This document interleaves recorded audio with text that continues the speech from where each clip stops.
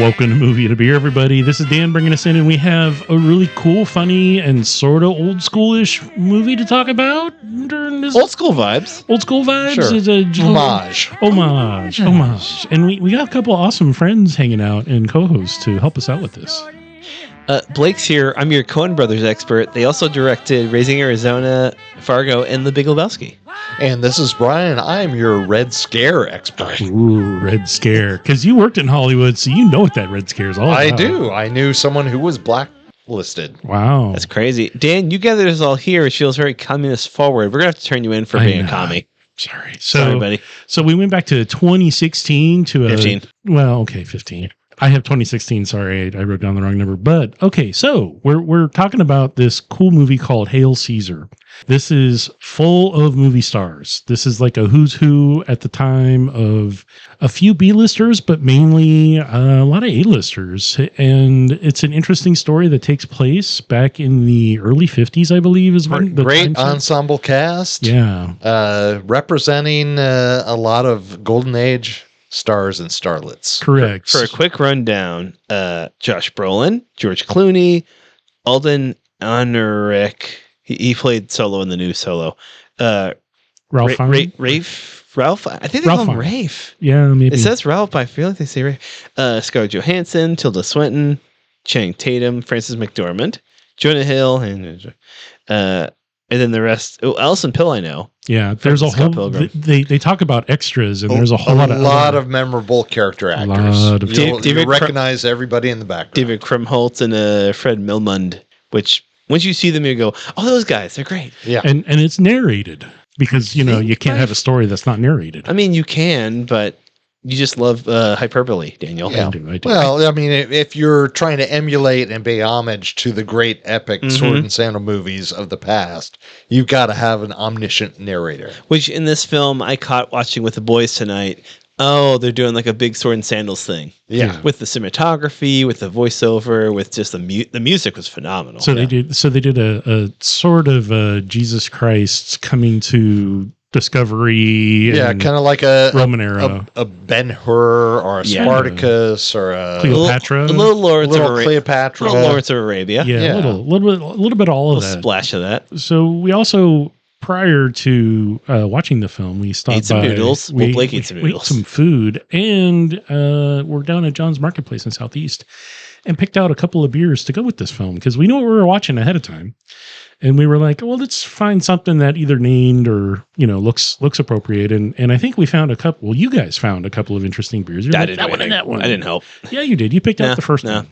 Actually, the second one is the one that Brian picked out, and that's the one we actually started with. And so that was Silver Falls Brewery, the 1933 Pilsner, and it's named that after actually the Silver Falls State Park here in Oregon. It's the year it was founded, so we were like, oh, it's an old date, and the movie's homage to older movies. It all takes place in what's it called? I was about to say the heyday of Hollywood, but that Golden Age? The Golden Age. Golden Age. Kind of the 1950s, early 50s. And then the second one that we picked is the Shanghaied IPA from Old Town, and it's obviously because the main character in the story gets kidnapped. That's right. Or shanghaied, as it were.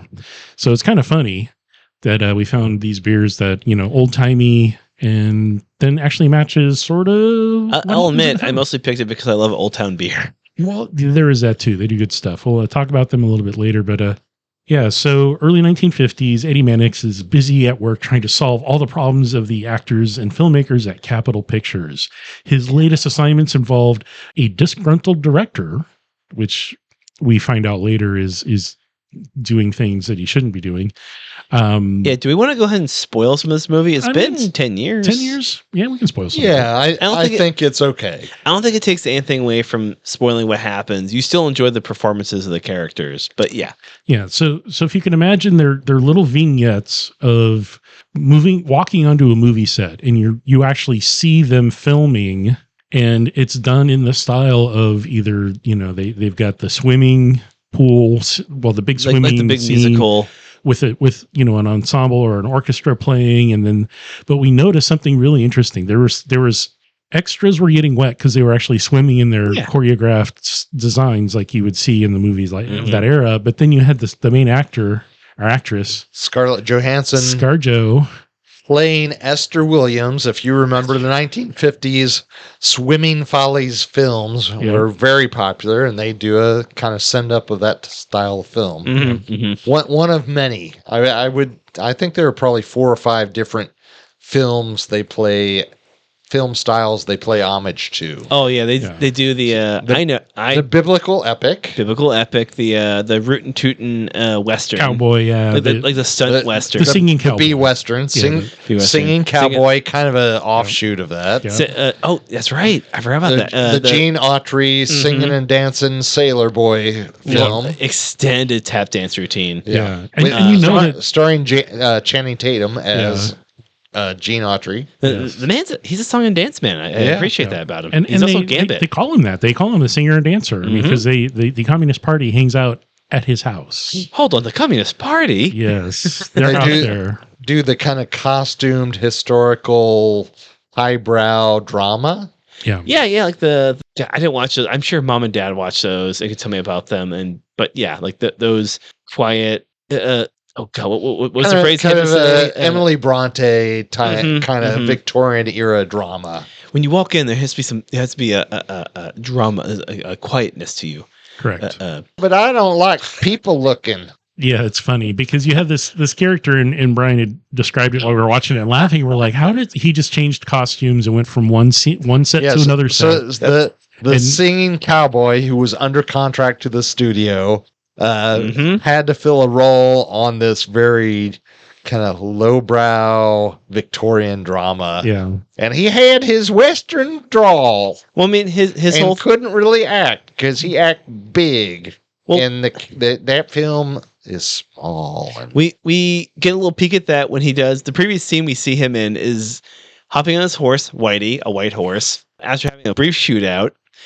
Catching a tree branch and spinning around to land on the tree branch, shoot the guy following him, the bandit, and landing on his horse. And then after the scene, saying, "Hey, Mr. Director, I could do that handstand again. We got it 4 times. Hobie, you're fine." And then coming into from going from this like big stunt based action western to a quiet drama. Yeah, directed by British Frenchman person. Yeah, very classy kind of guy. I think he's actually an American douchebag who's masquerading as a highbrow Brit. That makes a lot of sense. That makes way more sense. Even though Ray Fiennes, I think, is British, so he's doing a great job. Yeah, but he goes as Lawrence. Lawrence, but his name was really Lawrence. But that was part of the whole culture of Hollywood back then, was just studios bought up actors and then put them wherever they needed them.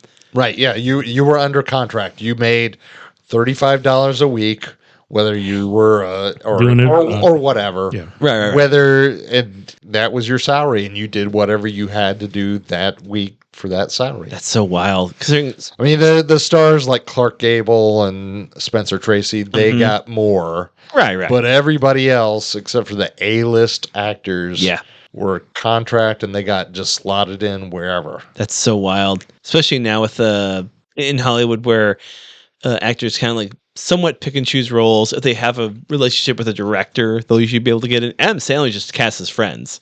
Right. And that's just them like taking vacations places and making okay comedies. That's pretty fun. But like the Russos, like you keep seeing like the same people working with them, I assume because they like working with them. Chris Nolan has this like stable of people. It's kind of become a thing where directors find actors they like working with and go, well, I know how to direct you. You know what I want. Let's just keep working together. We'll expand as needed. The Coens do it a little bit too. Yeah, there's a lot of similar actors and same actors in each of their films. And this might be the biggest departure. Sorry to cut you off. Yeah, no. So I had a question for the table. So the ransom that was requested for the main actor was $100,000. And we're all thinking, well, that today is a lot of money, but back then, 1950, that's a big ransom. How much do you think that is in today's value? $10 million. No, that's too much. All right, so I nailed it. Yeah, no, it's. I always end up going too low on these, so I want to go high for once. According to Google, it's about 1.8 million. You didn't let Brian guess. Brian guessed down. I know Brian doesn't care. I was gonna guess 2 million. So well, close. Spot on. It'd been funny if you said. I'm so good. It'd been funny if you said the exact number Dan said. Yeah. So the plot twist is that the there's a couple of characters that are extras that don't get paid a lot. They're not named. They get abused on the set. They just like people ignore them. Mm-hmm. These two communist extras, well, they're hidden communists. They're secretly plotting to put things into movies to influence the American opinion. I mean, that's kind of the gist of it. And they basically they knock out the main character. And they like kidnap him and take him to this beachfront house that's another actor's house who he knows. And this is like, okay, here I am. Give me a martini. He doesn't. And it's all the brown suited, mustachioed, bearded communist writers. Yeah. I mean, and they really tried to push that a lot. And then they said, oh, well, that guy came up from, what was it, Stanford? The professor came up from this university to help us understand the history behind it more. Yeah. I mean, I think that probably this is a critique of the Red Scare and the McCarthy trials, where there were McCarthy paraded a whole bunch of writers and actors and directors through his House of Un-American Activities Committee. And if you didn't inform on everyone else, you got blackballed. Yeah. You didn't work anymore in Hollywood. And there were, in general, I don't know this, I'm not a historian of this particular time, but in general, most of the people who refused to inform were writers. So I think this is kind of the Coen brothers dealing with that aspect of 1950s cinema in the same way they're doing the cowboy, singing cowboy, the dancing in the rain, Gene Autry films, the biblical epic, kind of that was part of this time period. I buy that. I didn't know that when I first watched this. I watched this in the theater when it came out, and it was on board the movie up until the end when all the communist writers are rowing the communist actor out to a Russian sub. I thought, okay, well now they're just kind of like playing around. They're not really following anything. And then Brian informed me, this is like a genuine fear that people had in Hollywood. And I thought, okay, so this is them kind of saying, here's what we think people were thinking was happening. Right. And then these Hollywood writers were in league with Stalin. These friggin' nerds. Yeah. So there were from what history says, there's about 300 artists, including writers and actors and directors, who are all blacklisted. A lot of them refused to even go in front of the committee, and that instantly means you're guilty. So you didn't even want to defend yourself, so you must be guilty. So the McCarthyism of the Red Scare which is kind of scary because we're facing a little bit of, there's freedom of the press and freedom of voice and freedom of speech. And this movie touches on that a little bit because they're like, well, we have the right to say what we want, but we're going to get you busted because you shouldn't. They're doing it in a more lighthearted Coen Brothers kind of way where they're not handling with kids. Sorry, I kind of peeked a little bit.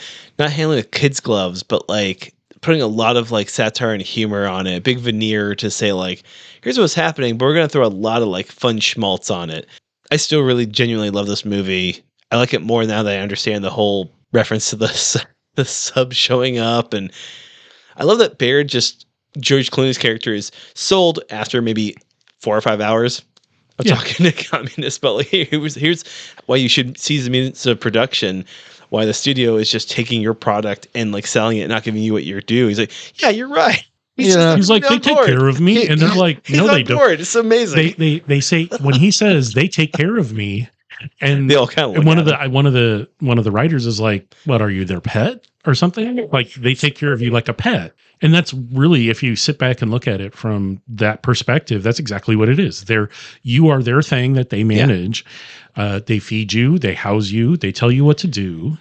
They clean up after you when you make a mess. They do that. We opened the movie with Eddie Mannix, Josh Brolin's character, stopping when the starlets, I guess just starlet feels demeaning, going in and stopping a photo shoot because technically unauthorized photo shoot because her likeness is part of Capitol Studios. They own it. Yeah. Well, I mean, she's a B-list contract actress who's trying to make a little extra money on the side, shooting soft pornography. We're just having a little fun here, Eddie. Smack, smack. And he smacks her and tells her no. A bunch of people. He does. Just her and Baird. Just the quote stars. He bookends the movie with slapping. And so is he justified that he goes to a Catholic priest and confesses his sins? For how many cigarettes every 12 to 24 hours he goes in and confesses because he does it so much and he feels really guilty, but it's easy. And that's actually talked about as well. he asked the priest, is like, if you have an easy job, is that bad? Mm-hmm, I like doing this easy job. I have a hard job.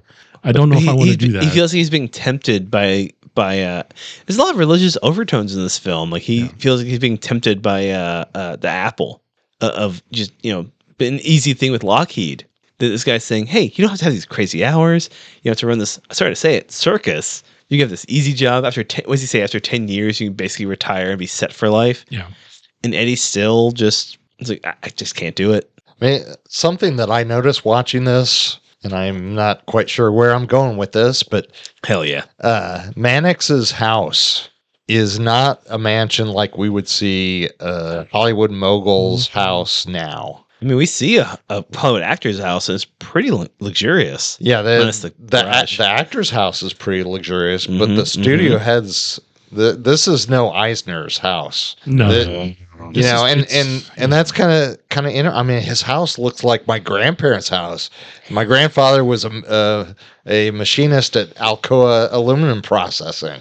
Wow, brag. So, I mean, it may be an homage to the studio system. Like, the 50s, the discrepancy in pay between the CEO and the lowest paid worker was, 10 to 1 or 20 to 1?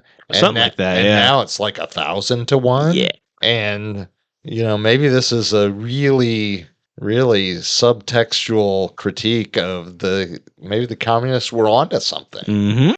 Or maybe the old studio system actually was better. Yeah. Anyway. I mean, I've been reading a lot of socialist stuff. Not to brag. Not to get on I toss my hair, my freshly cut hair. So yeah, I love that take. I really like that take. I didn't think about his house. He does have a pretty standard house. A modest house. Modest house. It's like what I grew up in, which was fine. Like just about what the American dream can buy in the 50s. A kitchen with a light, an oven to reheat your roast, and a fridge, but not a fancy fridge. A bed for your two rooms for your two kids. Yeah. And like a doting wife who's just happy to have you around. Alison Pill does such a good job playing this like supportive wife he does go to for support, but they stick to these roles of.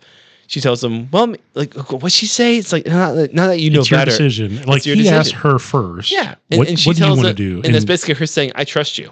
Yeah. Like should I work for Lockheed? Yeah. And she says, well, that's it's not your my decision. choice. Which I feel like is her saying, I see how happy you are working for this company. It sucks that you're not here all the time, but things are going okay. But I'll keep the roast warm for you. Keep the roast warm for you. Yeah. He didn't call about his son not wanting to be shortstop, and it turned out okay. Mm-hmm. He even says like, oh, it turned out all right. I didn't have to get involved. Eats his roast. Alison Pill, that's who that is. The wife. Alison Pill. She's terrific. I seen her in a lot of different things. I mostly know her from Scott Pilgrim projects as Kim Pine. Yeah. Okay, so put in any song I just send you in text. Just put it right here. It's fine. Won't get flagged.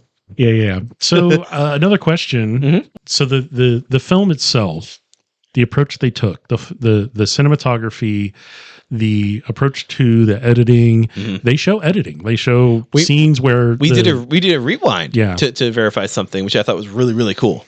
Yeah, we had to like go back and double check. We're like, are we sure we did what? So there are scenes in the film that, as Brian had suggested, could be used both.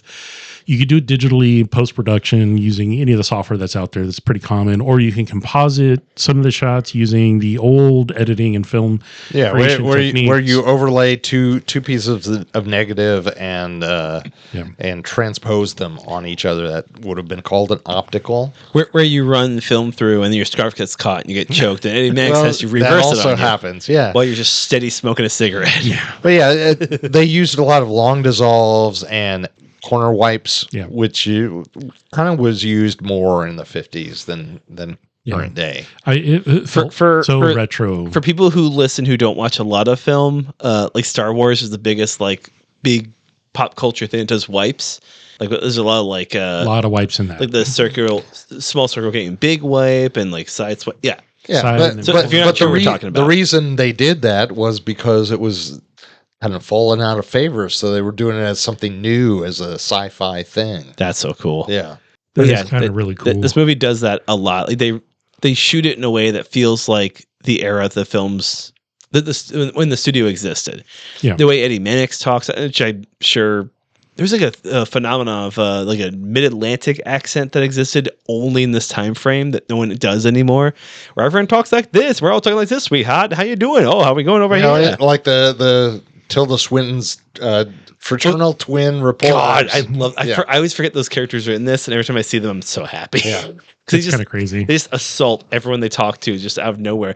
Oh, hi, hello, what's going on over here? And also, even more subtly, I would say the Coen brothers explore at least just cinematography wise, at least 3 or 4 different styles. Like they do a film noir style at the very, very start in the confession booth. Mm-hmm. And the confession at the end of the film is much more naturalistic lighting. Yes. Oh, I didn't catch that. Yeah, whereas the first 3 or 4 shots, the confession booth, the first opening shot. Well, the first opening shot has like rain falling. There's rainfall there's narration and high key, so very strong lights, but only in certain places and dark elsewhere. That's more of a film noir. Yeah, absolutely. And when they're working out with Jason Hill in the detective office, that's kind of a film noir. Oh, Jonah Hill? Jonah Hill, yes. Jonah Hill. Oh, during the setup unadoption vibes. Yeah. In a gumshoe detective type Scarlett Johansson's office. Character is even dressed like a femme fatale, like the big hat, like the beautiful dress. Yeah. And so the film also takes place. So a lot of the Hollywood films from that era aren't set in one day. This is literally a 24-hour film.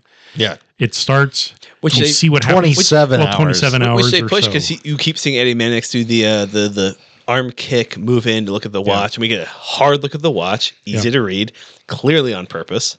Sorry, and that's really kind of interesting that they use that, because a lot of films they skip time a lot, especially the older ones. I appreciate the fact that there's the attempt at using blue and green screen and like artificial water and the scene with the sub was just like, that was so incredibly fake. I didn't catch it. I was on board. I was like, this is great. Or the initial swimming scene with the whale that came up. I mean, it's all like just layered film. It's there's no CGI. It's like, this is a piece of crap film. And we're going to put it on top and we don't care. Yeah, no, I think that's a purposeful done. A lab generated optical effect with multiple layers of film. Yeah. And that's, no one's doing that anymore. No. It's all you digital. Do it digitally. Yeah. And it's so clean. This didn't look clean in some of those shots. And it was interesting because you didn't always know when they would pan into another film set. Is just rehearsal, or are they really filming, or what? Yeah. So I was confused about the Lawrence Lawrence film until I saw the dailies and we saw the 2 shots. The 2 mid shots of the leads, and I commented, "Oh, he got the walk down. He's out walking like a cowboy," and then immediately sits with his elbow akimbo, sitting down like he's on a bench on the prairie. Like he just can't help himself. Clearly, they didn't show us all the takes they had to do that day. Yeah, and they do a lot. I mean, they say, "Oh, this is take 10 or take 8." If they did, it'd be a 7-hour movie. Yeah. Yeah. I mean, they do show the one scene after the main character has been rescued and he's on scene and he's trying to give his speech. The shot where they're supposed to show the newcomer kid who's supposed to be the Jesus, which we get one scene of him Eddie Mannix talking to like various parishioners of faith. And there's part of that is when he first meets the Jesus character as he's walking up to the well to get a drink of water, and they show like 7 takes. They literally just show them back to back of him trying to get the expression just right. And it's Clooney, cry a little bit or squint a little bit. Clooney doing like a teeny little head shakes to really hammer home that like, I'm a respected actor, but who doesn't know what he's actually doing is really, really good. Yeah. He's just faking it. He's such a delightful actor. He's not one of our best actors, but he's really good. What he's doing. So there's a lot of stars in this film. How much do you think the budget was on this? How big? $20. They'll do it for fun because it's Coen Brothers. I say it was $28 million. Are we doing? I was going to say Price is Right rules. $26 million. Lower. $22 million. It was roughly $22 million Boom, budget. Dab. I'm dabbing. And how much of that went to Clooney? Probably not that much. I bet he took a pay cut. Yeah. But he's one of those. It feels like one of those actors who he's worked with Wes Anderson a couple of times. I bet he just likes working with. He's set. Yeah. I think he just likes working with actors or directors he likes. And this is like all his friends in Hollywood acting in a fun film that talks about old classic movies. He gets to hang out. He gets to hang out in Roman soldier the whole time, except for the very, very beginning. He wasn't in that costume, but then when they went to that set, wasn't he? No, he wasn't. I don't think he was in that costume at the very, very beginning. I could have sworn you only see him in that costume. Oh, maybe he is. Maybe that's a trivia. We only watched it like 2 hours ago, but we've also been drinking all day. I've been drinking all day. I wanted to touch real quick on Brian saying you see a lot of genres of film in this film. Sure. We got the noir. We also get the Lawrence of Arabia, the sword and sandal like epic where we see the slaves being whipped. No, I'm saying when Eddie Mannix is walking down the lots and you see just like the rows of studio warehouses. They shot the overall studio. The shadow is long. As epic. The music is swelling. And the sun's like yellow. It's just all I could think was he's in the desert. That's all I can think was he's in a desert. That's how they're shooting this man trying to do his job as a fixer, I think, like a studio person, like just keep the actors on set, keep the press out of there until they have to, point them towards like a non-happening romance. It'd be like a studio manager. Yeah. I mean, his job is to fix things and make it right. Right. So by he's a slapping manager. people. But yeah, well, and you having have to a do sick that. mustache. Stop. you just go be a good actor. Don't stop thinking. Do what you're told. If you don't do what I say, I'm gonna snap this glove, and you're all gonna fade away, or this happy will fade away. Right. But yes, that's funny. No, you mentioned music. There's a lot it's of phenomenal. both scoring, in scene, out of scene. Just like there's music all over the place, and it's all 2-period. Basically, if it's a scene where the dude's walking up the staircase and it's jazz, and it's just like, okay, well, that's a specific genre and approach to blocking off the scene. You see the whole stairwell. Every step you're facing has something written on it. I'm like, this is like this is like a crime drama because it's very noir. This is film noir. With jazz, and we're just like, and then he walks in the room, and it's just like that's not what. But it is then at all. the scene with the communist meeting the sub is like scored by like orchestral Russian music. Yeah, so not in like scene, a Russian propaganda film from the 50s. Yeah. With such fake. What you could tell it was so fake. And yet they actually had scenes of like it's an actual beach house and there's an actual like they show like the scene, but the rowboat is like completely out of place because it's like, oh, the ocean looks really, really rough, but it doesn't look rough outside of it. It's shot on an inflatable pool inside a like in the 50s. Studio set. So we're not talking about that, Dan. We're talking about the music. The music, yes. right? But there is like music, whether it makes sense for the film that's being shot or for the scene happening outside the film. Do the characters in the scene hear the music as they're singing and dancing to it? Well, I mean, I'm not sure how they filmed those. I'm looking to Brian for... Well, okay, so the Gene Autry music, the Gene Autry musical take, that was probably pre-recorded and they practice until they got the lip syncing. That's how you get at Carnegie Hall. And the tap dancing all correct. The tapping as the bartender just rolls his eyes, takes the tablecloths as they're dancing. God, that was amazing choreography. Yeah, and I love this movie. So the Ethel Merman swim drama with Scarlett Johansson. They showed a live orchestra playing behind, and they played it off as if the orchestra was playing live. Yeah, and that's what you heard on set. Was that a standard practice for movies like that? That was probably also canned, but they probably play it. They wouldn't use the actual sound. They weren't recording sound. Well, they were doing it for the actors. Yeah. But well, they were doing it for the scene. They would do playback for the scene, so the actors would do their swim dancing, synchronized swimming in sync. But then the orchestra would also play so that it would look accurate to the soundtrack that then was later married to the visuals. But similar to how like it's a big space, it's a big room, right, big space, right. and they're not mic'd. There's no speakers, so you don't hear them. Yeah. The actors that are doing their thing, like hanging from a basket, they're underwater, or underwater. They're not hearing anything. Yeah. So it's you just see them acting and moving with the instruments. Yeah, and it's amazing. I mean, they may have huge loudspeakers just so people kind of stay in sync. Yeah. and probably the conductor of the orchestra has the track running in his ear in an earphone. Yeah.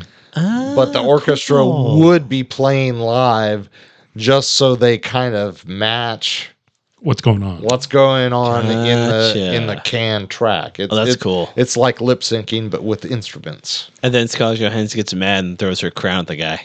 Yeah. Yeah. And that's probably completely fictitious. That would probably never. I bet someone in 1950s Hollywood got mad and just threw a crown at somebody. Well, yeah, that happens every day. Dan's always throwing his crowns everywhere. I know. I'm sorry. It's fine. Just watch my eyes. As an editor, I've been hit by things by a producer. Well, Dan's the producer of this podcast. Are you hitting Brian? Stop doing that. No, I'm not touching anything. But yeah, the orchestra wouldn't have missed a note and made that the star. That is that why she was apocryphal? Mad? Okay. Yeah. I thought she was just frustrated by her tight-fitting mermaid suit. I think that's what it was. That may or Moy-maid. Or Moy-maid. Yeah, she's saying with that jizzy accent or whatever. Yeah. She didn't, but someone else did. Yeah. Yeah. And the dancing scene. What about Moy-maids? No dames. No gams. Yeah, no gams. Yeah, there's nothing wrong with that scene. And I've seen Hollywood films that like play that up. It's like, we're not going to see any women for 8 months. We got each other. And then just said, well, they're no, Dan, they're sad about not having any dames. That's why they're all dancing together and hugging each other. And oh no, and doing some weird 1950s twerk. Twerking, bumping, grinding. Right now is when I realize what the scene's about. Like, oh no. Oh no! They're demonstrating what they're going to do later. On the poop deck? Not on the poop deck. Yeah. Hey, you know what they had in that scene? What they had in that scene? They had some beer. Had beer. Beers. We did. So they pull what everyone else does and talk about something else. No, I'm kidding. No, there was a whole. They didn't. I think one person was kind of maybe sort of trying to drink, but they didn't really show. Well, they sure pulled the drinks, the empty beer bottles away as he tap danced by them. That was so they had been drinking, which always helps your dancing. I mean, I'm always dancing on this table and doing something and that character, he did a whole slide down the bar, knocked a whole bunch of bottles and popcorn and trash onto the floor. I was like, epic. Wow, man, they were all empty bottles too, and none of them broke. That's why I'm not allowed in a lot of bars. I'm always dancing on them. Yeah. Well, you got to have a hobby. I need a better hobby, man. My legs hurt. Okay, so this is the time of the podcast we're going to switch over and talk a little bit about the movie some more, but we're also going to talk about the couple of beers that we had during the film. And Blake's legs. We're going to talk about Blake's legs. They hurt so bad. They hurt really bad. All right. Dancing constantly. So to revisit, we stopped at John's Marketplace in Southeast Sao Paulo earlier today, and we got a bite to eat and got something to drink there, and then we were like, hey, let's pick something out of the coolers. And as we were walking around, we found a couple that matched sort of the gist of the movie, because the movie takes place in the early 50s, I would say. Late 40s, early 50s is the genre or time period that they're really portraying. Feels right. They never really say, do they? Yeah. And someone gets kidnapped. So it's like easy to pick out. So the first one that we had is from Silver Falls Brewery. And it's titled the 1933 Pilsner, which is based off of the date that the Silver Falls State Park was established here in the state of Oregon. This is out of Silverton. I've actually been to this brewery once, a long time ago. I'm glad they're still in production and making good beers. So this is a 4.8%, 35 IBU. The born on date on my can, at least, was 8/14/25. There might be one on the bottom of that one. 10/23/25. Okay, so uh-oh. There are actually two different can designs. I drank an old one. Well, mine was older than yours. Yeah, so ours was older than yours. But you got the good one. You got the we get sick sooner somehow. So 4 months old, 5 months old, not a problem. Oh, Pilsners have good shelf life, especially if they've been refrigerated for most of that time. So this is a German style light bodied lager. It's kind of crisp and refreshing, I guess you would say. It had a little bit of sharpness to it, but it was kind of also tasting a little old. I would say a little oxidized almost in some ways. It's kind of flat on the tongue in some aspects. I had two. I thought they were fine. Yeah, no, so. I think part of what I'm pointing at is kind of so it has Saaz hops in it, and Saaz can be kind of an earthy. It's typically used in Czech hops, or it's a Czech hop that's used in a lot of the Czech style pilsners. So as an American style Pilsner that's using Saaz, I applaud them because it actually has a fairly clean finish. You do taste the hops. They're present. I did get a little bit of the sulfur on the nose when I poured it, which drops off really, really fast. And that's typical of some, at least Pilsners can have that typically if they're done with a certain kind of yeast that produces that. And it's not a bad thing. It's just typical of the style. So it's really, really clear, kind of straw colored.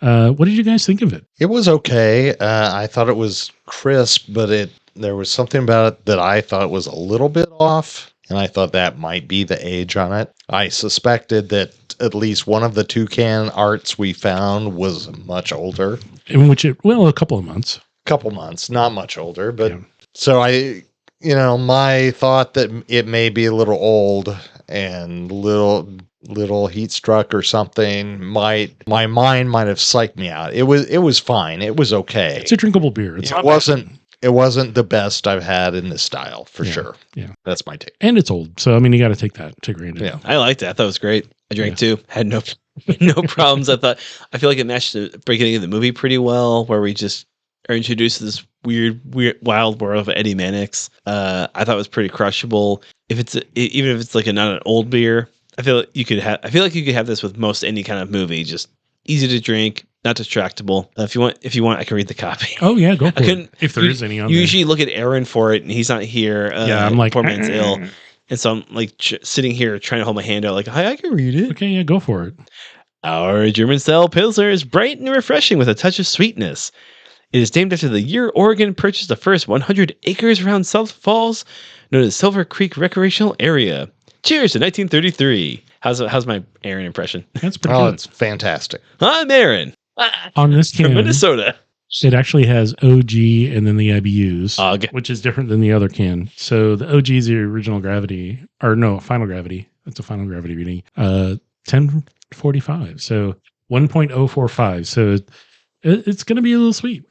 My can's different from yours, even though it has the same main copy on it. I like the font in your can better. Yeah. They're green, very foresty. One has a sign that says 1933. It looks like what you see when you go into the forest. I would say we kind of fell down on our jobs. We should have tried a sip from each can. Each one. And we talked. We talked about it, but we're lazy. We were too lazy to do I that. drank my first one out of spite.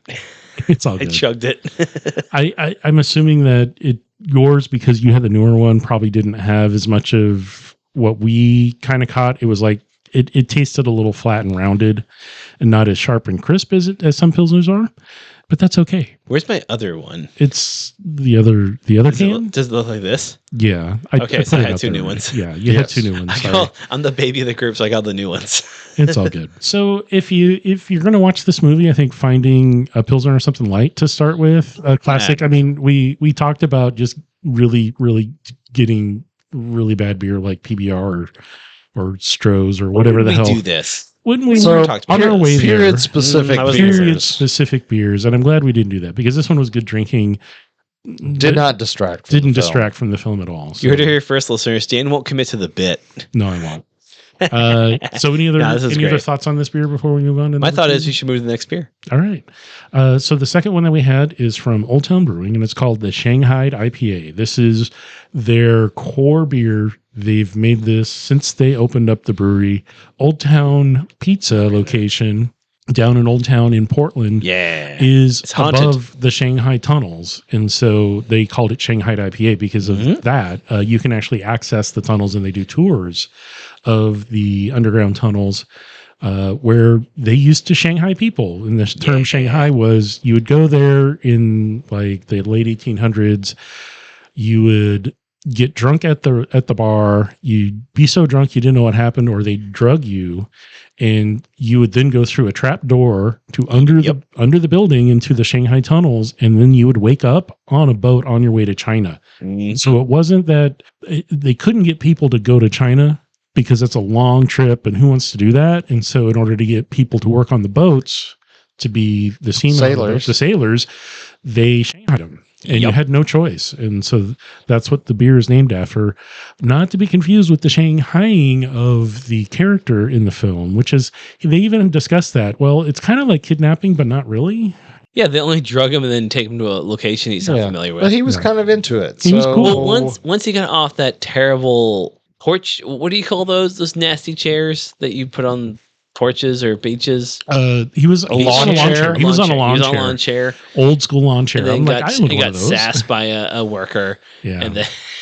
And then walked into the brownest suited room I've ever seen in my life. Yeah. So and then David Krumholtz was there with a blue shirt and a sick mustache. Yeah, bushy. It's bushy, and that man wanted his money. Good for him. Currently, the brewery is on Northeast MLK. Check them out. Wonderful place to get pizza and stuff. But is the spot in the Old Town not a brewery? It is not a brewery. So it's Old Town Pizza. The company opened up a brewery and was making their Old Town Pizza at the MLK location, but they changed out the pizza to being Baby Doll Pizza now, which was a food cart. Yeah. And it's still really, really good. It's the whole thing. thing. Really amazing. So good. And the beer they're making, they turn over a lot of seasonal stuff. And their core beers, they have 4 or 5 core beers that are just phenomenal. If you want to play D&D there's a couple options to go. There's options to go. So this is a 6.5%, 55 IBU. Is there any copy on that can you wanted to read off? There's one sort of. There's one with a sticker covering part of it. There's two. There's one without stickers clean. on it. So they changed the awards. They changed their logo and they changed their presentation from when they first started canning and bottling to what it is now, which is if you've ever been to Portland, you know there's a white stag sign that's above Old Town, and this is the white stag design of that animal, and then the name Old Town. And they do different colors for each of the different styles of beer that they do. So a little bit different than what they started out with. I like that they've simplified their direction in their design, but it looks really nice. Yeah, please fill us in with the copy. This medium-bodied India Pale Ale has a balanced malt backbone, a notable hop character of orange marmalade, herbal tea, and oak, with a mild bitterness. A toast to Portland's Shanghai tunnels, an eerie section of which lie underneath our Old Town taproom. Lore of unsuspecting laborers being kidnapped via these secret tunnels and sold to ship captains for crew in the late 1800s lives on today. Tours and pints available now. Weird thing to pitch off of pints and tours after people were kidnapped and taken. Drink our beer. Yeah. That sounds fun. Who did this? Communists? I'm looking at the can. So amazing beer. I mean, little shout out to Old Town. I love pretty much all their beers, even the ones I don't like that much. I still like. I'm a big fan of their product, both beer and pizza and spaces, and so big fan. So this beer. Old school recipe, old school IPA, not West Coast, not West, not Northwest. It's just a regular plain old IPA. It does have some citrus, grapefruit, and a little bit of pine, which is a West Coast attribute. But that's typically what IPAs were made with when they first started making them. That's wild you're saying that. I was going to say it didn't taste. I liked it. I still like it. It did have a more basic flavor. Yeah. It was more muted. And IPA hop flavors. Muted's a good word. And I still liked it, but I was just thinking this seems low key. It's very muted. It's what IPAs used to be. I mean, if you think about the original IPAs back in the 1950s, if you're a big old hop head, maybe this isn't for you. Correct. But if you hate hops, maybe this Brian, is an entree. How'd you like it? It was fine. You think hops are the devil? No. This was fine. And I actually enjoyed it more than the Pilsner because the Pilsner was a little off. A little bit. Mm-hmm. My older version of the beer was a little off. You got those scruffy old ones. Yeah. With dirt in them. So here's the interesting thing. So the internet shall forever Rex us. So Old Town Pizza, established in the location they're still in today, 1974. Almost 50 years. Well, they're 50 years, 51 years old, man. I like that. The brewery was established in 2011. So that's old school too. That's back when breweries were just kind of starting to pop up a lot of places, when, Bridgeport and Widmer were the big ones in town, and there were just a few other ones around. And the style and the classic approach that they took to all of the beer recipes they had. They weren't pushing the envelope because they didn't have to. Because it's like you have commercial crap, and no one was making IPAs on a commercial scale. Mm-hmm. So you could just be simple in your approach and not have to be complex and weird and have all the bells and whistles of the IPAs today, because you have to differentiate yourself. Back then, it was way simpler, and I'm glad that they've still kind of held on to this. We're going to have to talk to the brewer the next time we go there and see him about that, because in a couple of days, we're going to go chat with him. Hopefully he shows up to our D&D session. And I was going to ask him about that, because this IPA has not really changed over time. I'm sure they've updated what ingredients they're using. Oh, yeah. As you know, grain, it's a product, you buy it. It's not going to be the same year to year. It's going to shift a little bit, and they have to address and shift a little bit as well. And there's different approaches you can take in using slightly different malts and grains to help accentuate the flavors a little bit more or less. I'd be curious to ask him, like, because this is their OG. This is one of the founding beers that they made. So I'm really impressed by it. I've got a question. Mm-hmm. If this is one of their standard beers, why does it say seasonal on the can? All of their cans say seasonal. Okay. I asked that too. I was like, because they make it year round. They don't necessarily can it year round. Okay. They don't have their own canning line, so they have to send their stuff off to get canned. So it makes sense. So perhaps the cans only happen certain tranches of the year. Yeah, like twice a year. They're going to make a huge bunch of batches, and they have some set aside to keep on draft over the course of the year. And then they put 3/4 of the production into canning.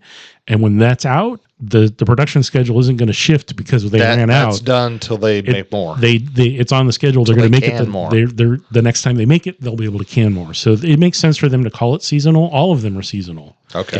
Gotcha. Unless you're a bigger production site or have fewer beers. They normally have, about 12 different beers on draft at the brewery? Something like that.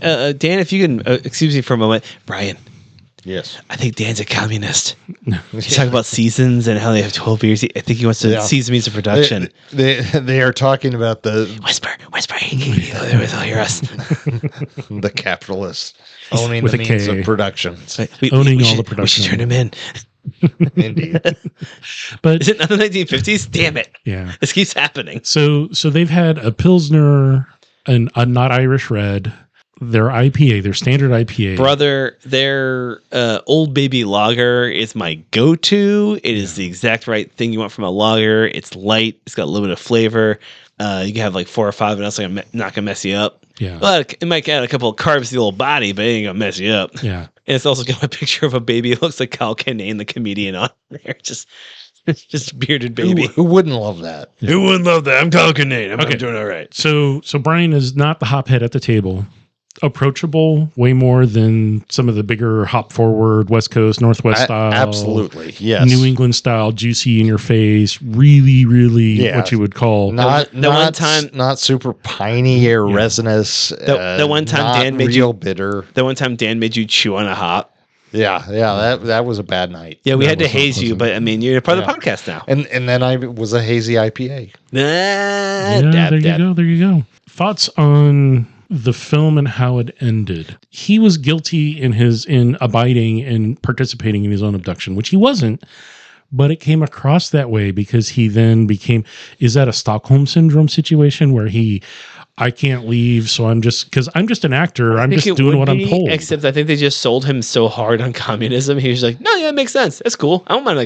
He didn't mind they got kidnapped. He didn't sympathize with his kidnappers. He sympathized with their point of view, which is that there should be the means of production in the hands of the workers, not the people paying them. I don't know enough about socialism or communism to sound smart, and I wish Aaron was here. I'm kind of spiraling right now. I'm just going to start freaking out until someone else talks. All right. Okay. So my take was that George Clooney's character kind of just did what his bosses told him.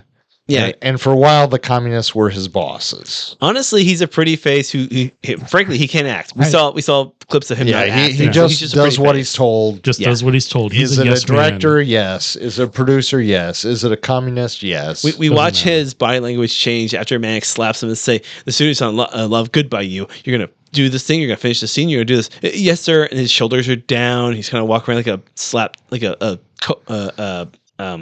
chastised dog. Just, okay.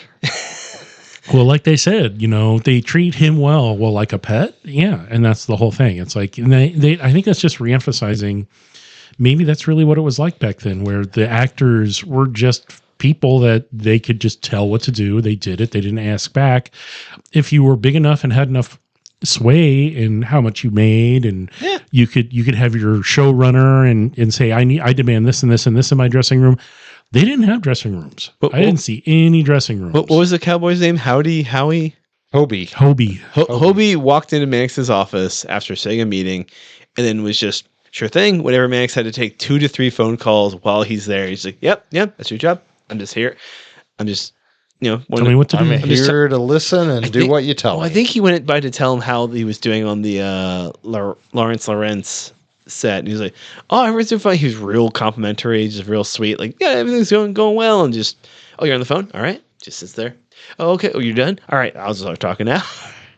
they were just the workers along with the writers. So a lot of the reviews that I saw on things like Rotten Tomatoes, don't go to Rotten Tomatoes, and IMDb, and the various places that you can see, go to Letterboxd. Say if you don't have familiarity at all with Golden Age of cinema, and you're not going to get any of this movie. And unfortunately, I think all of us have some exposure to that and could see some of that and some more now. Probably than why others. It didn't do as well in the theaters in 2015. Yeah. I mean, it made 80 plus million. I would say that's true. I think this film is a treat for a film buff. Yeah. I would say the end is kind of anticlimactic. Yeah. Agreed. That's why I brought it up. It's a slice of life. This guy goes and has an adventure by being kidnapped, and then everything goes back to the way it was. Which, frankly, is such the fixer fixed everything in that 24 hours. There'll be a new set of problems tomorrow. In the next. Which is such a Coen Brothers thing to do. Like for the Big Lebowski, the dude's just the dude. They frame it like it's a noir detective story where you only see his perspective, but like he's just having a couple of days, man. Yeah. Raising Arizona, all the stakes are always really low in their movies. I guess No Country for Old Men's a little higher. Yeah, Miller's Crossing. Yeah, a maybe. little bit. But like a lot of their stories are just day-to-day life of some schmo. You get to see how weird everyday life is. Yeah. And we had talked a little bit when we were watching it about improvise. There's a voice, and before we started watching it, there's Fred Milliman still. There's well, no, I mean not just the narration, but the way that the actors deliver their lines and how they're saying it and why they're saying it the way they say it that's the Coen Brothers voice coming through. Their film is very intentional. Yeah, I mentioned on the drive back from St. John's Marketplace, which is 1.5 years, how the only improvised line I know of is when Jeff Bridges says "human paraquat" in Big Lebowski. Because they're very precise with what they write. They have a lot of intention. Here's how you should say it. Here's how it's supposed to be written. This all has a meaning. Like how Kevin Smith films feel like a play. The way the dialogue works. The way that Tarantino films have a very particular Tarantino-ness about them. And that's a good thing. I agree. Yeah. They've got their little niche. They got their flavor. You can tell Wes Anderson. Yeah. Yep. Like if you just took a scene from a random movie, if you can tell who like directed or wrote it or whatever, I feel like it's a good mark. Yeah. That's a good thing. Any other thoughts before we close out? None for me. I think the Ninja Turtles should have a resurgence, which I think they're going to have. So you said any thoughts? So as far as if you're not Dan's really into, thoughts. if you're not into, no, I'm just saying like age appropriate. There's no nudity. There's no foul. There's very little foul language. There's no. There is slapping of one woman and one man. Yeah. Well, one man, not communist. But they deserved it. As I roll my eyes, yeah, okay. Dan didn't roll his eyes. Why are you saying that? You didn't roll your eyes. Yeah, it just seems like a very PG approach to retelling stories and introducing people to stories from the 50s and that golden age of cinema. And if you have no insight into it already, you might be kind of bored. Yeah, I think kids would be bored. Yeah. Definitely kids would be bored. unless they're movie buffs and watch a lot of old stuff. Yeah, there's one kid in particular I think would like this film. Yeah, and he's the only one. Everybody But he's else, the only one. I don't know anybody. I know adults who wouldn't get this. Several adults wouldn't like this. So. Yeah. So, all right. Well, But for a film buff, it's a good film. yeah. Check it out. Awesome production quality. Acting's on point. I didn't see anything wrong with it. There weren't any real continuity issues. I was looking for them and I didn't see any. So, I applaud the Coen brothers for making a good film that stands out. And I think this will hold up over And time. having good go-to editors, I think they've worked with for a while. Yeah. And even showing you the behind the scenes where they show some editing behind the scenes of what it was like. So sure, let's call this out. Frances McDermott was one of the stock editors on the studio, which she was great. She was using a machine that was still in use in Hollywood in the 1990s, the 1990s when I worked. When I was a student, the thing it pointed out was one of the few above the line jobs that women could get in 50s Hollywood was as an editor. Most of them were script girl, wardrobe, and makeup, but women were editors in Hollywood. So that was kind of a cool behind the scenes thing. Yeah. So anyway, that's my 2 cents. All righty. Well, so thanks for hanging out and listening. Check this film out. I think it's worth watching, even if you don't really have that much knowledge. If you've seen any black and white movies, if you've seen anything that's been on Turner Classic Movies or any of those old TV channels that, even TV shows, because the film and TV industry were very hand in hand in a lot of the approaches. If you've seen any old classic Westerns, you'll appreciate the Western movies. If you've seen any dancing scenes, you'll appreciate those, or the swimming scenes. I think that they did a really good job in encapsulating that ambiance and the visuals of that. So yeah, check it out if you can. Check out some good beers, local stuff if you can find it. Like I said, Old Town, very, very local. Silver Falls distributed up here to Portland, so you can find it in Central Oregon and up here. I really don't have anything else other than the opinions expressed during the taping of this recording are those of the hosts, and there's some water in front of us. Put the sound of a tape a button getting pressed, and then like. If you don't hydrate, you're gonna dehydrate. Yeah. So just fix all that. Yeah. Do that extra work, Dan. I will. He won't. So, thanks for listening and hanging out. Bye. This is Blake saying bye. And this is Brian. Thank you so much for listening. I'll see you next week. Or the following week. Or the following week. I may even hear you. Or you might hear me. I don't know. We'll figure it out. We'll figure it out. This podcast is brought to you by Capital Pictures. Capital Pictures. Go see them. Light my weary way back home.